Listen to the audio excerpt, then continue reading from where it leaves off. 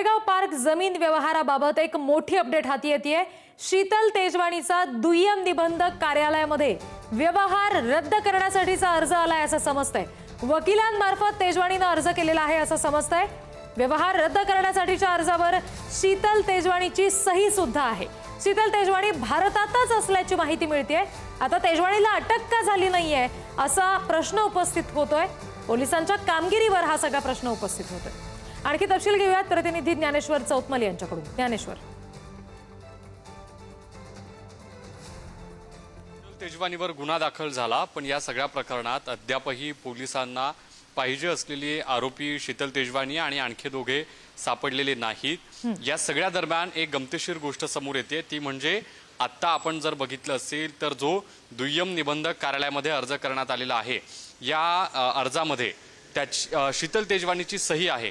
पण शीतल तेजवानीची ही सगळी सही या अर्जावरती असताना ती जर वकिलांना भेटते, ती जर कायदेशीर प्रक्रिया पार पाडण्यासाठी, कार्यालयीन प्रक्रिया पार पाडण्यासाठी सही करते, याचा अर्थ ती भारतातच आहे। या अगोदर ज्या काही चर्चा रंगत होत्या की शीतल तेजवानी ही भारताबाहेर गेलेली आहे, मात्र तशा पद्धतीच्या कुठल्याही चर्चा सत्य नसल्याचं दिसतंय। कारण दुय्यम निबंधक कार्यालयामध्ये जो अर्ज हा व्यवहार रद्द करण्यासाठी शीतल तेजवानीकडून केला गेलाय, वकिलांकडून हा जो अर्ज दुय्यम निबंधक कार्यालयामध्ये केला गेला, यावर शीतल तेजवानीची सही आहे आणि याचाच अर्थ ती भारतातच आहे।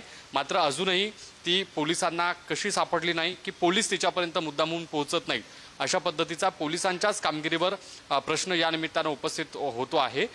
जो स्टॅम्प ड्युटी बुडवल्याचा प्रकार आहे, या प्रकारात गुन्हा दाखल झालेला आहे आणि या सगळ्या प्रकरणात पोलिसांनी गुन्हा दाखल केल्यानंतर आरोपीला तत्काळ अटक करणं अपेक्षित होतं।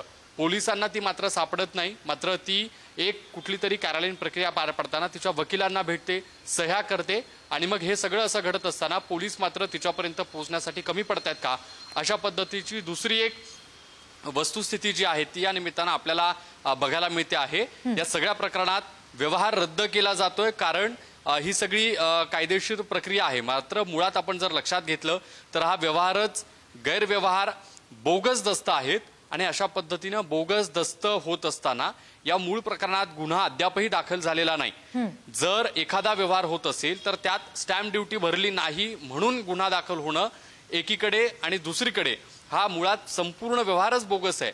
तर हा व्यवहार बोगस असताना, बोगस दस्त नोंदणी झालेली असताना या बोगस दस्त नोंदणीत एखादा गुन्हा अद्याप का दाखल झाला नाही, याही निमित्तानं प्रश्नचिन्ह उपस्थित होताना दिसत आहेत। धन्यवाद सगळ्या तपशिलांसाठी ज्ञानेश्वर। Thank you.